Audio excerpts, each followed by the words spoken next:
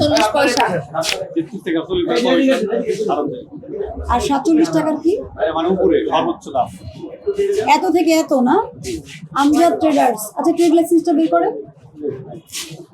অত দূর থেকে তো আমি চোখে দেখি না, বলতে পারবো না। এখন দাঁড়ান একটু, কোনো লোক ঢুকতে দিয়ে না।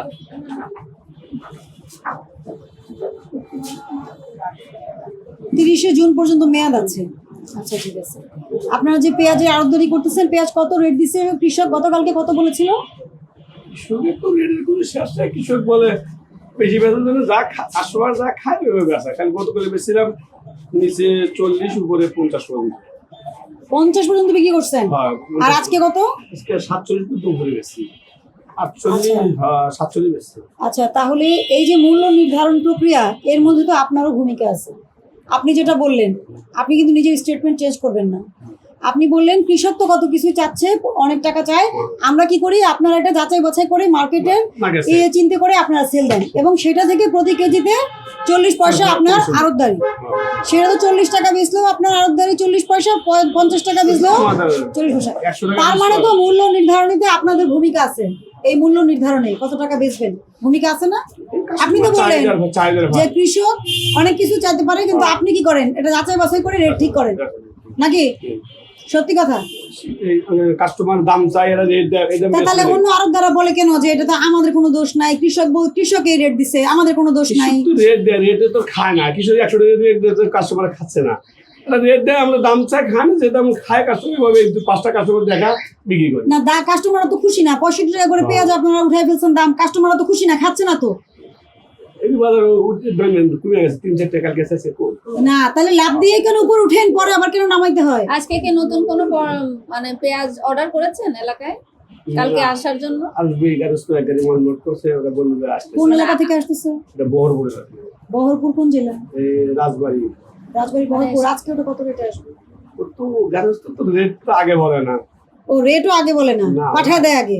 ওরা আসে কিছু লোক, আর আজকে আসে 4-5 জন আসছিল। ওরা আজকে আসবে না কালকে আসবে? রাতে আসবে। কালকে রাতে আসবে। তো কালকে কত বিক্রি হবে সেটা কিছু বলেনি না? আপনাদের সিদ্ধান্ত কি, আপনারা কততে বিক্রি করবেন কালকে? সেটা চাহিদার সাথে যা খাবে তাই।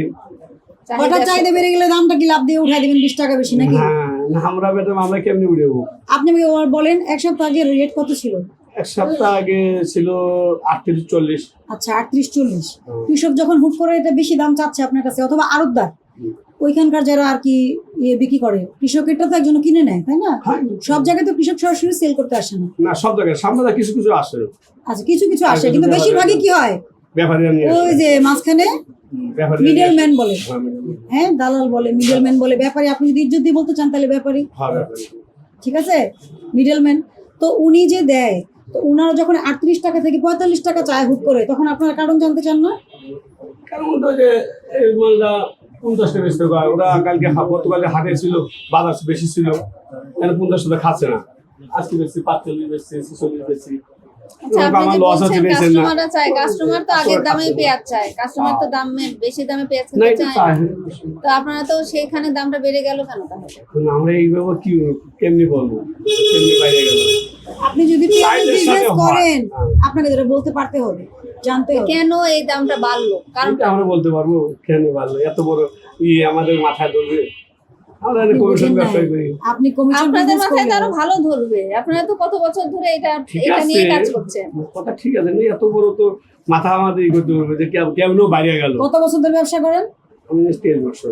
হ্যাঁ 23 বছর ধরে এটা মাথায় ধরে নাই যে পেঁয়াজের দাম কেন বাড়ছে? চাহিদার সাথে এই তো আপনি ইকোনমিক্সে পেরে গেছেন, ডিমান্ড কার আপনি তাহলে বুঝেই গেছেন, ইকোনমিক্স তাহলে বুঝেই গেছেন, তো সবই তো বোঝেন। হঠাৎ করে বাড়ে গেলে কেমনি বলতে পারবো এত বড় ডিমান্ডের সাথে যদি সামঞ্জস্য রেখে বাড়ে, ওইটা ইকোনমিক্সের রুল অনুযায়ী ঠিক আছে, কিন্তু সাডেনলি এক রাতের মধ্যে যেটা বাড়ে সেটা কি? ওটা তো সিন্ডিকেটের হিসাব। হ্যাঁ তাহলে তো সবই বুঝতেছেন, আপনি উত্তর তো দিচ্ছেন সবই ঠিকঠাক। হঠাৎ করে আমাদের জিজ্ঞাসা করলে আমরা করতে পারবো। আপনার বোঝেন আমার কথা, যখন দামটা হুট করে চাইবে বেশি, তখন ভোক্তা দপ্তরে ফোন দিবেন। কোনদিন ফোন দিচ্ছেন? আমরা যে অভিযান করি, আপনাদেরকে যে হটলাইন নাম্বার দিয়ে যাই, এই পর্যন্ত শ্যামবাজারের একজন ব্যবসায়ী তো ফোন দিল না যে স্যার বা ম্যাডাম আজকে পেঁয়াজের দাম 10-15 টাকা রাজবাড়ি বেশি থেকে যাচ্ছে। এত দাম বেশি রাজবাড়ি থেকে, তাহলে রাজবাড়ির অফিসার মনিটরিং করবে। রাজবাড়ি থেকে আমাদের অফিসার আছে, কেন তারা দাম বেশি চাচ্ছে আপনার কাছে? তখন তো সেটা আমরা ভেরিফাই করতে আপনারা যদি বলতে পারতেন যে অমুক আড়ত থেকে, অমুক বাজার থেকে, পাংশা থেকে আজকে বেশি রেট চাচ্ছে, একটু কি আপনারা দেখবেন কিনা? এই অনুরোধটুকু কেউ এ পর্যন্ত করেছেন? আপনি জীবনে করছেন? না করেন জরিমানা দিলে তো কান্না আসে, কান্না আসে না? অবশ্যই অবশ্যই রাখবেন আমাদের খোঁজটা। তাহলে আপনাকে বুঝতে হবে যে আপনি যখন এই সাপ্লাই চেইনের অংশ, আপনারা দেখে ভাব আপনাকে জানান অ্যাওয়ার্ড যেটা থাকতে হবে, ঠিক আছে?